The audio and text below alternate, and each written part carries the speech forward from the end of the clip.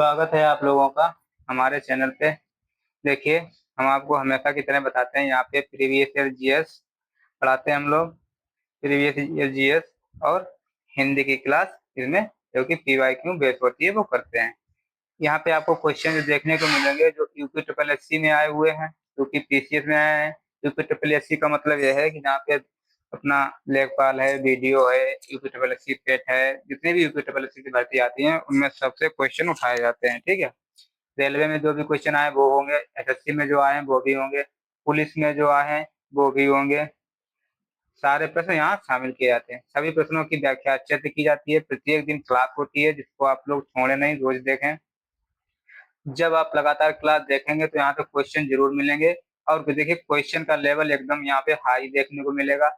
आप लोग short note भी बनाते चलिएगा साथ में, दोहराने के लिए जब भी आपको पेपर लगे तो आराम से दोहरा सको। जो प्रश्न एग्जाम की दृष्टि से ट्रेंडिंग में होते हैं उन्हें शामिल किया जाता है। यदि चैनल आप लोगों ने सब्सक्राइब नहीं किया है तो प्लीज इसको सब्सक्राइब कर लो, जिससे कि हम लोगों की फैमिली बढ़े और कंटेंट और भी ज्यादा हम लोग बेहतर कर सकें। चलिए शुरू करते हैं। देखिए, यहाँ पर भी वही लिखा है, जो भी जीके जीएस सब प्रीवियस क्वेश्चन शामिल है। सबसे पहला पार्ट हम लोग जीएस करेंगे जो कि विभिन्न परीक्षाओं में आए हुए हैं। बताइए, क्वेश्चन नंबर पहला बताइए आप लोग, विश्व की सबसे बड़ी प्रवाल भित्ति कौन सी है? प्रवाल भित्ति विश्व की सबसे बड़ी कौन सी है बताइए? Great barrier reef, mount Everest, mount Vinson massif या माउंट किलिमंजारो? देखिए, आपका आंसर इसमें कौन सा है?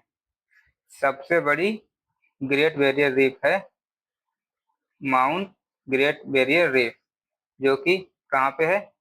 ये ऑस्ट्रेलिया में है।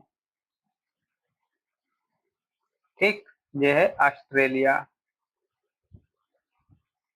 अच्छा, माउंट एवरेस्ट, ये ये विश्व का सबसे ऊंचा पर्वत है। विश्व का सबसे ऊंचा पर्वत है। ठीक है, कहाँ है? नेपाल में है। नेपाल में, ठीक है। और इसकी ऊंचाई अगर पूछना तो कितनी है? 8848.86 मीटर। ये 86 है यहाँ पे। ठीक है, 4800। और नेपाल में इसे लोग क्या कहते हैं? नेपाल में इसे लोग सागर माथा के नाम से भी जानते हैं। सागर माथा, सागर माथा के नाम से कहते हैं। ठीक है, और ये अपनी सबसे ऊंची चोटी है, देश की सबसे ऊंची चोटी है। चलिए, और माउंट विंसेप का बताइए, ये कहाँ की है? माउंट विंसेप, माउंट विंसेप ये अंटार्कटिका की सबसे ऊंची चोटी है। कहाँ की? अंटार्कटिका की, अंटार्कटिका। ठीक, ये अंटार्कटिका की सबसे ऊंची चोटी है। और ये किलिमंजारो कहाँ की है? ये अफ्रीका की सबसे ऊंची चोटी है। अफ्रीका की सबसे ऊंची चोटी है। ठीक, अब देखिए, अच्छे से हम लोग आगे से बढ़ते हैं, तो आप लोग इसको नोट जरूर करिएगा। चलिए, नेक्स्ट बताइए। ये प्रति नहीं प्रांत है यहाँ पे, ये प्रांत है यहाँ पे, ये गलती से लिख गया है प्रति, यहाँ पे है प्रांत।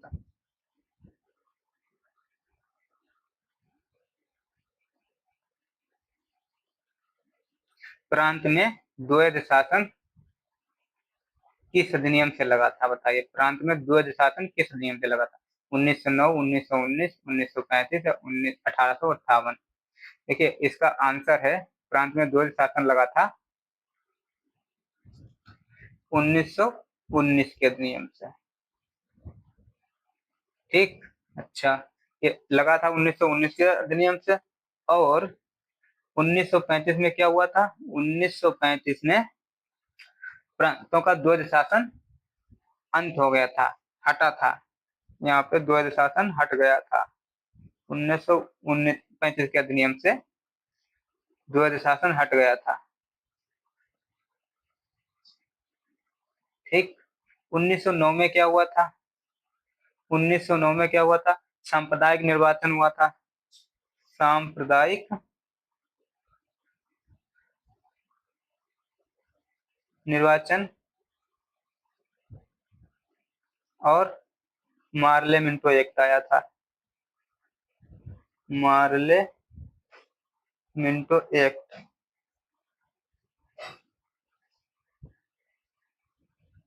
मार्ले मिंटो एक्ट आया था। 1858 में क्या हुआ था? इसमें गवर्नमेंट ऑफ इंडिया एक्ट आया था, जिसके अनुसार भारत सचिव, जिसके अनुसार भारत सचिव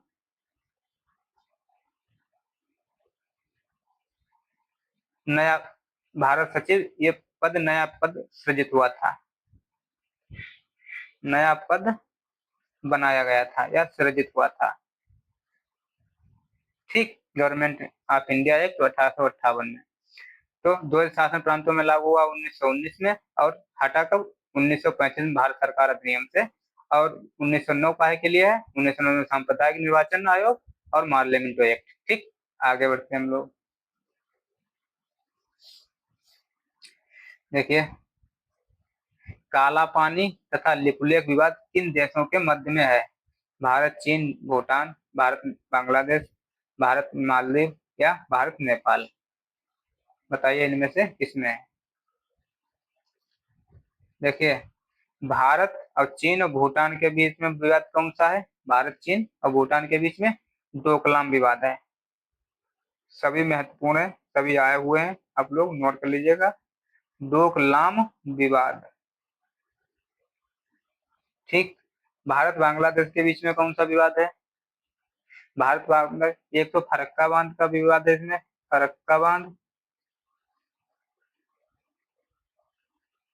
और फरक्का बांध के अलावा तीस्ता नदी बांध, तीस्ता नदी विवाद है, और 3 बीघा कॉरिडोर, 3 बीघा कॉरिडोर। ठीक है, ये अपना भारत बांग्लादेश के बीच में है। ठीक, भारत मालदीव के बीच में कौन सा है, क्या है? इसमें एक ऑपरेशन हुआ था, ये भी बहुत महत्वपूर्ण है। कौन सा? कैक्टस।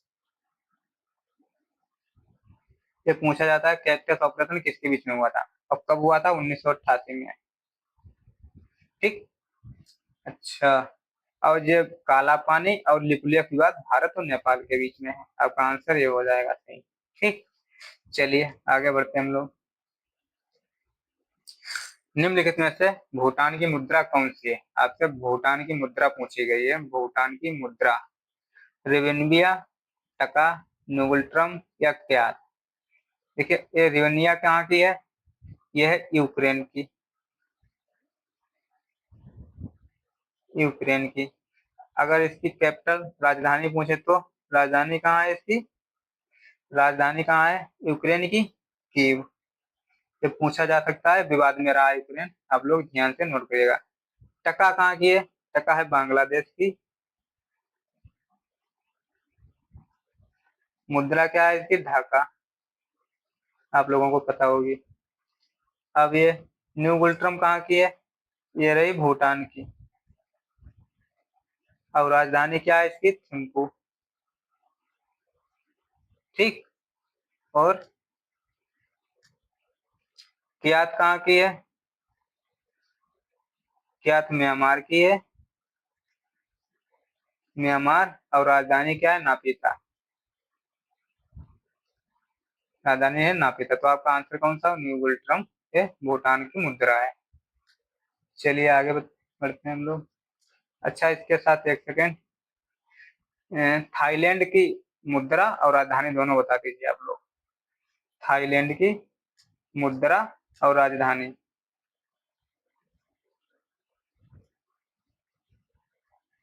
थाईलैंड की मुद्रा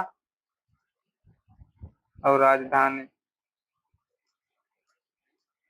देखिए थाईलैंड की मुद्रा क्या है? बाहत। और राजधानी क्या है? बैंकॉक।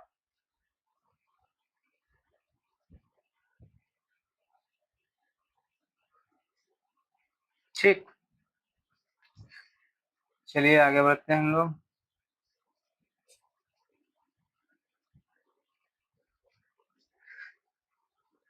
निम्नलिखित में से किस संगठन का मुख्यालय पेरिस में है? पेरिस में मुख्यालय किसका है? यूएनओ, आईएमएफ या यूनेस्को या नाटो? बताइए। देखिए यूएनओ में यूएनओ का मुख्यालय कहाँ है? यह है न्यूयॉर्क में। न्यूयॉर्क कहाँ है? अमेरिका। ठीक। अगर इसकी स्थापना पूछ ली जाए तो तब कब हुई थी? 24 अक्टूबर 1945 को इसकी स्थापना हुई थी। ठीक है, 24 अक्टूबर 1945 में। अगर अंग पूछे टोटल कितने हैं, तो हैं 6 अंग हैं। ठीक, 6 अंग हैं। अब कुल मेंबर इसमें कितने होते हैं, सदस्य कितने होते हैं इसमें? कुल सदस्य हैं 15, इसमें से 5 स्थायी हैं और 10 अस्थायी हैं। ये हर 2 साल में चेंज होते रहते हैं। ठीक, तो ये तो हो गया आई यूएनओ का। आईएमएफ का बताइए, हेडक्वार्टर कहाँ है आईएमएफ का? आईएमएफ का हेडक्वार्टर कहाँ है? चलिए नया पेज ले लेते हैं हम लोग।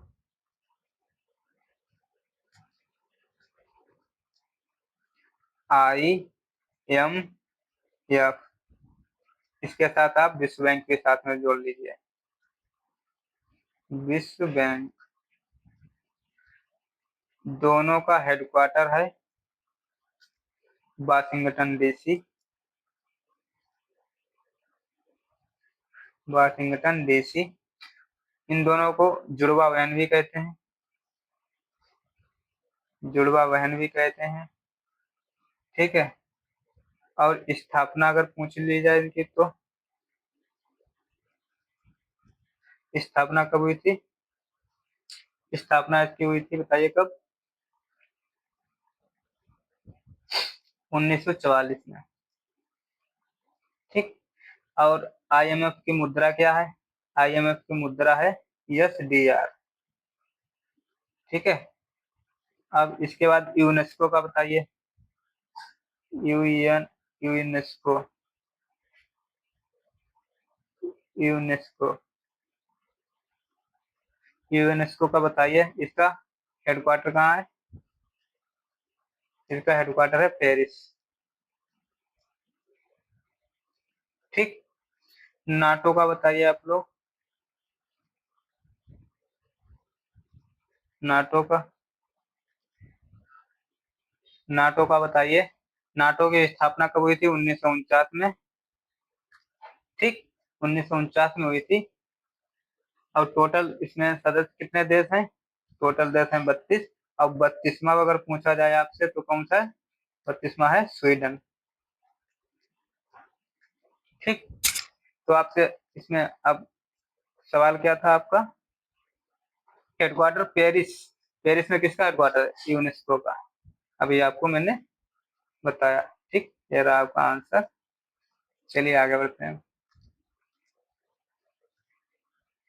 निम्नलिखित में से कौन सी फसल रबी की फसल नहीं है? रबी की फसल कौन सी नहीं है? देखिए रबी की फसल चना, राई, गेहूं, ये तीनों रबी की फसल है। ठीक, चना, गेहूं रबी। और इसके साथ क्या क्या है? आलू, आलू हो गया, जौ हो गया, सरसों हो गया, जौ हो गया, सरसों हो गया। ठीक, और मटर हो गया। ये सभी रबी की फसलें हैं। ठीक, अब रही बात चावल की। चावल किसकी फसल है? ये खरीफ की फसल है। चावल आपकी खरीफ की फसल है।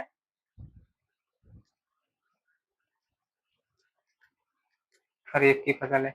खरीफ की फसल कौन कौन सी होती है? देखो, खरीफ की फसल बाजरा हो गई, बाजरा हो गई खरीफ की फसल। खरीफ की फसल बाजरा हो गई। खरीफ की फसल और क्या हो गई? मक्का हो गई। मक्का के बाद और क्या हो गई? कपास हो गई। ठीक, अच्छा, और आप लोग जायद की फसल बताइए, जायद की फसल, और जायद की फसल कौन कौन सी होती है? जायद की फसल अक्सर ठंडी में होती है, कौन कौन सी है? तरबूज हो गई, खरबूजा हो गया, तरबूज, खरबूज, खीरा हो गया, जो रेतील, जो नदी के किनारे होती हैं वो सभी जायद की फसल हो, ककड़ी हो गई। ठीक, ये सभी जायद की फसल है। चलिए आगे बढ़ते हैं हम लोग। जीएसटी बिल कौन से क्रम का है? कौन से क्रम का है जीएसटी बिल, बताइए। जीएसटी बिल कौन से क्रम का है? 101वां है या 122 है, 129 है या 130 है? देखिए आप लोग पहले मुझे बिल और संविधान संशोधन में अंतर बताइए क्या होता है। एक तरफ है बिल, एक तरफ है संविधान संशोधन। संविधान संशोधन,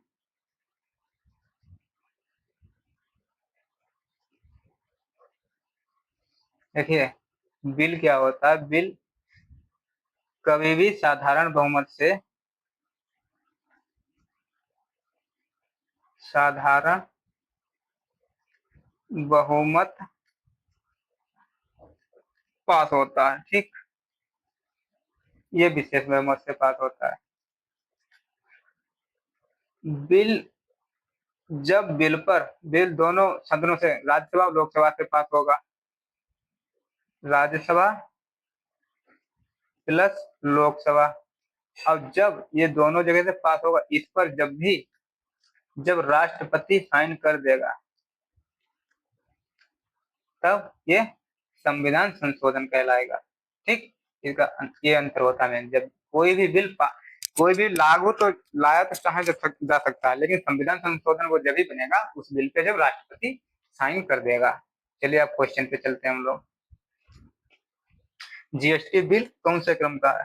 देखिए जीएसटी बिल जो है, जीएसटी बिल आपका 122 क्रम का, 122 नंबर के क्रम का है। अब अगर संविधान संशोधन यहाँ पे पूछा था, संविधान संशोधन कौन सा जीएसटी, तो संविधान संशोधन 101वां है। संविधान संशोधन 101वां है। ठीक, 129वां बिल कौन सा है? ये भी बिल ही है, 129 नंबर का बिल अभी जल्दी आया था। ये कौन सा है? One nation one election, one nation one election, एक राष्ट्र एक वोट। ठीक, कौन सी समिति बनी हुई थी? ये रामनाथ कोविंद समिति बनी थी, रामनाथ कोविंद, जो कि पूर्व राष्ट्रपति रह चुके हैं। ठीक, राष्ट्र, ये 129 नंबर वाले का हम बता रहे हैं। ठीक, अब ये 101 का हो गया। अच्छा, जीएसटी के बारे में आपको बता दें कि जीएसटी लागू कब हुई थी? जीएसटी, अच्छा, टैक्स कैसा है, प्रत्यक्ष है या अप्रत्यक्ष? ये अप्रत्यक्ष है। करे कोई भरे कोई, माल दे खरीदेगा दुकानदार, लेकिन भरेंगे हम लोग। होटल में जाते हैं तो होटल वाला भरना चाहिए होटल वालों को, होटल वाला हम लोगों पे जीएसटी टैक्स देता है कि इतनी जीएसटी बनी, तो वो लोग हम ही लोग भरते हैं, जबकि भरना चाहिए था दुकानदार को। इसीलिए इनडायरेक्ट मतलब होता किसी और पे और भरता कोई और है। ठीक, इनडायरेक्ट टैक्स हो गया आपका ये। दूसरा, लागू कब हुआ था ये? लागू हुआ था ये 1 जुलाई 2017 में। पहला राज्य कौन सा था? पहला राज्य इसमें था आपका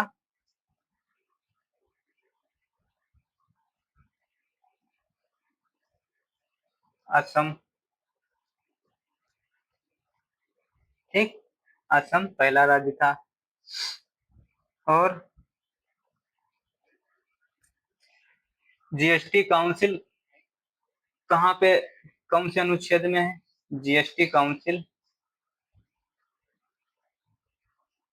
जीएसटी काउंसिल ये है 279 अनुच्छेद में है। जीएसटी कहाँ से लाए हम लोग? जीएसटी की संकल्पना कहाँ से ली? ये ली थी हम लोगों ने कनाडा से। ठीक, जीएसटी की संकल्पना कनाडा से। और जीएसटी काउंसिल में अगर पूछ रहे सदस्य कितने होते हैं? 33। इसमें 2 केंद्र के होते हैं, बाकी 31 राज्य के होते हैं। ठीक, चलिए इतना था, बाकी आगे बढ़ते हैं हम लोग। ऊर्जा का पिरामिड सदैव कैसा होता है बताइए आप लोग? ऊर्जा का पिरामिड कैसा होता है? ऊर्जा का पिरामिड हमेशा उल्टा होता है, हमेशा तिरछा होता है, हमेशा सीधा होता है, या हमेशा टेढ़ा होता है? ऊर्जा का पिरामिड हमेशा सीधा होता है। ठीक, जैसे कि ये पिरामिड बना, फिर ए बना, फिर ए बना, फिर ए बना, मतलब इसी तरीके से सीधा पिरामिड बनता है। ठीक, हमेशा सीधा होता है। अच्छा, इससे पहले आप लोग एक मेरा सवाल का जवाब बताइए। इकोसिस्टम शब्द किसने दिया था? ये भी पर्यावरण से ही है। इकोसिस्टम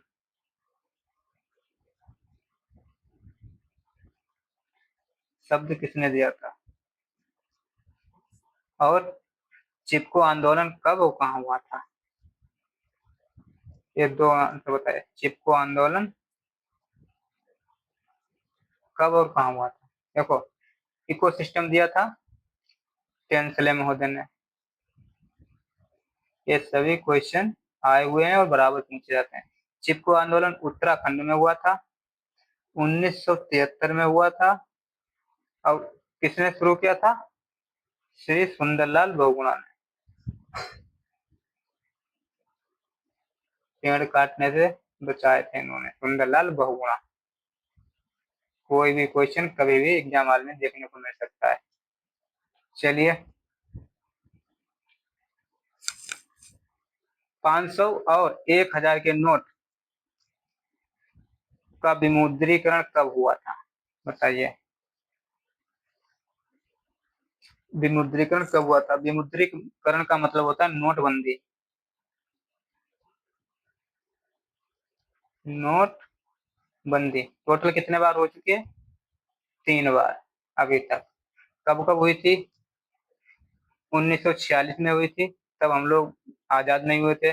और आजाद भारत का पहली बार विमुद्रीकरण 1978 में हुआ था।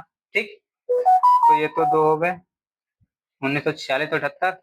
और 8 नवंबर 2016 को विमुद्रीकरण हुआ था।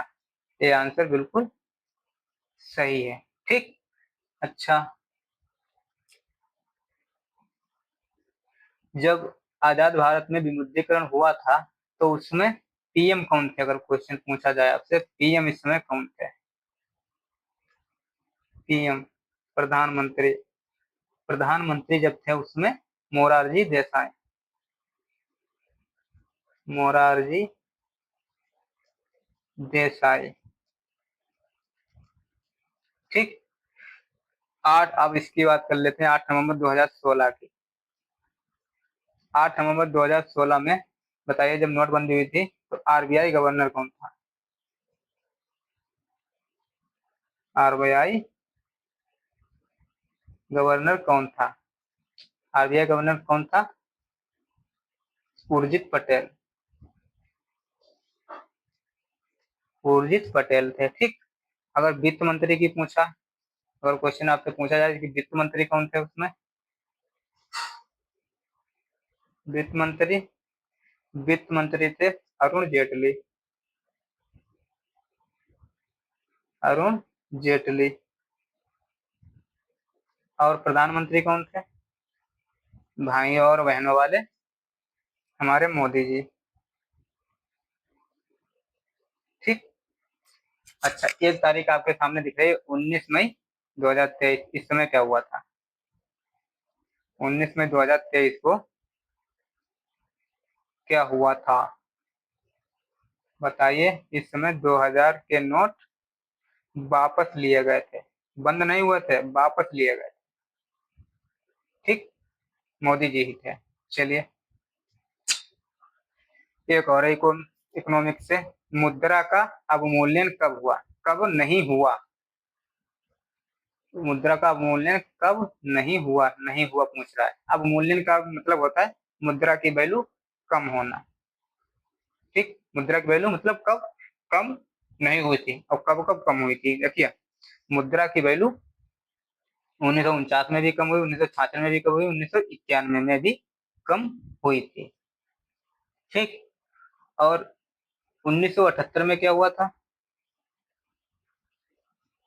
1978 में मुद्रा का विमुद्रीकरण हुआ था। अभी मैंने बताया, आजाद भारत का विमुद्रीकरण, विमुद्रीकरण हुआ था 1978 में।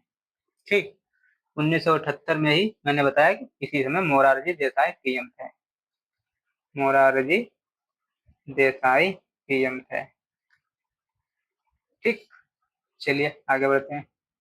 अब देखिए यहाँ से शुरू होती है हिंदी, जो कि विभिन्न परीक्षाओं में आए हुए हैं। ये भी सभी प्रीवियस ईयर क्वेश्चन ही है। ठीक, इनमें से शुद्ध वाक्य कौन सा है, बताइए। कोई होगा तब काम चल जाएगा, कोई भी होगा तब काम चल जाएगा, युद्ध द्वारा देश पर संकट छाता है, सुरेश से यह कार्य संभव नहीं हुआ। इसमें से बताइए सही कौन सा है।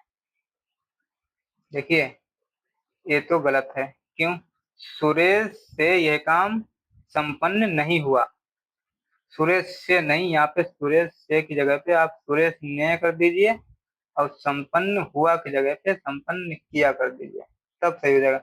सुरेश ने यह कार्य संपन्न नहीं, नहीं, सुरेश ने यह कार्य संपन्न किया। ठीक, ये वाला हो जाएगा, तब ये सही हो जाएगा। अब सी पर आइए, युद्ध द्वारा देश पर संकट छाता है, छाता नहीं है, छाया है। ठीक, ये तो अब सही हो जाएगा, ये भी गलत था। कोई भी होगा, बी ऑप्शन में, तब काम चल जाएगा, कोई भी होगा, यहाँ पे भी लगाने का कोई मतलब नहीं है, तो इसलिए ये गलत हो गया है। बाकी कोई होगा तब काम चल जाएगा, ये बिल्कुल आपका सही है। चलिए आगे बढ़ते हैं। निम्नलिखित में से तरस का विलोम शब्द है, बताइए तरस का विलोम शब्द कौन सा है। तृप्ति, घालक, आभ्यंतर या तमिश्ना। तरस, तरस का मतलब क्या होता है, तभी बता पाएंगे, तरस का मतलब जानेंगे। तरस का मतलब होता है दया, रहम या करुणा। ठीक, दया, रहम या करुणा। और घालक का मतलब क्या होता है, घालक का मतलब होता है नाश करने वाला, नाश करने वाला। तो आप समझ ही गए होंगे, आंसर ये हो गया। अब तृप्ति का विलोम क्या होगा, तृप्ति का विलोम क्या होगा, अतृप्ति, अतृप्ति। तृप्ति मतलब भरा हुआ, अतृप्ति मतलब भूखा। जैसे तृप्त हो गए, मन तृप्त हो गया, मतलब मन भर गया। आभ्यंतर का मतलब क्या होता है, आभ्यंतर का मतलब होता है अंदर, आभ्यंतर का मतलब होता है अंदर, इसका विलोम हो जाएगा बाह्य, बाह्य या बाहरी। ठीक, तमिश्ना का क्या मतलब होता है, तम, तम मतलब होता है अंधेरा, और अंधेरा का विलोम क्या हो जाएगा, अंधेरा का विलोम क्या होता है, प्रकाश। ठीक, चलिए आगे बढ़ते। उच्छ्वास किसका काव्य संग्रह है, हरिओद का, जयशंकर प्रसाद, सूर्यकांत त्रिपाठी ने गाया, सुमित्रा नंदन पंत। बताइए उच्छ्वास किसका है। अच्छा, हरिओद जी की रचनाएं बताइए। देखो एक तो है वैदेही वनवास, हरिओद जी की, वैदेही वनवास। एक है पारिजात,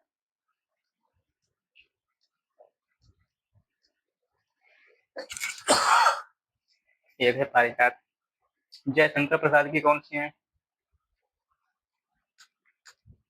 जयशंकर बताया कि एक महत्वपूर्ण झरना है, आंसू है, हमेशा पूछी जाती है, और एक प्रेम पथिक है, प्रेम पथिक।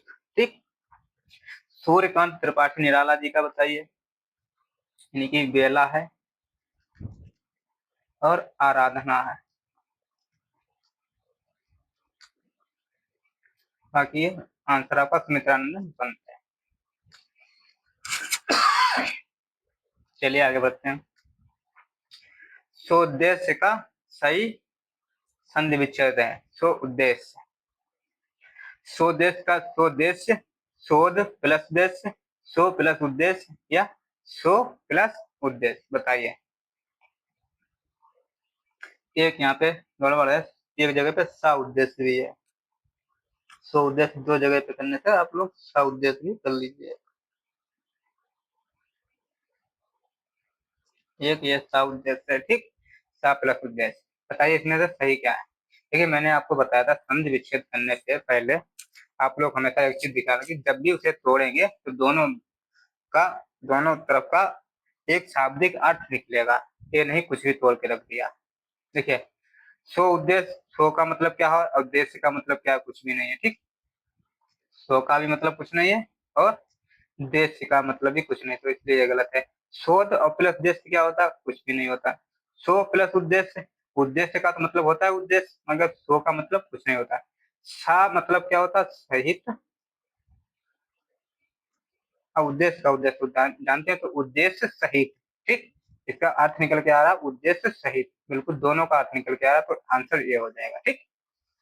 बाकी देखो सा उद्देश्य है, सा प्लस उद्देश्य, सा से क्या निकल के आ रहा है, आ, और ऊ से क्या निकल के आ रहा है, ऊ। आ और ऊ बन क्या मिलेगा बन के, ओ, और ए, ओ और आर किसी में निकलते हैं, ये गुण संधि में होते हैं। ठीक, तो इसमें संधि कौन सी है अगर कोई पूछ ले, हाँ नीचे बता दीजिए, गुण संधि है। ठीक, चलिए आगे बढ़ते हैं हम लोग। कौन सा शब्द अशुद्ध नहीं है, अशुद्ध नहीं है, मतलब कि अशुद्ध नहीं है, शुद्ध पूछ रहा है। देखिए आजीविका, प्रज्वलित, प्रज्वलित, या उज्जवल, इसमें से देखो अशुद्ध कौन सा नहीं है, अशुद्ध। देखो आज्वल, आजीविका कैसे लिखते हैं, ये गलत लिखा है, आजीविका लिखते हैं आजीविका, या आजीविका ऐसे लिखते हैं। ठीक, और प्रज्वलित कैसे लिखते हैं, प्रज्वलित बिल्कुल सही लिखा है, प्रज्वलित ये भी गलत लिखा है, इसका सही रूप ऊपर वाला है। उज्जवल कैसे लिखते हैं हम लोग, उ, आधा जा वल, आधा जा होता है। ठीक, तो ये इस तरीके से लिखते हैं। इसमें से अशुद्ध नहीं था, मतलब जैसे शुद्ध था वही पूछ रहा था, तो शुद्ध यही है, बाकी तीनों अशुद्ध हैं। ठीक, आंसर आपका यही होगा। अच्छा ज्योत्सना एक होता है, उसको कैसे लिखते हैं लोग, देखो आधा जा, यो, ता, आधा सा और ना, ज्योत्सना ऐसे लिखते हैं, आप लोग याद रखिएगा। ठीक है,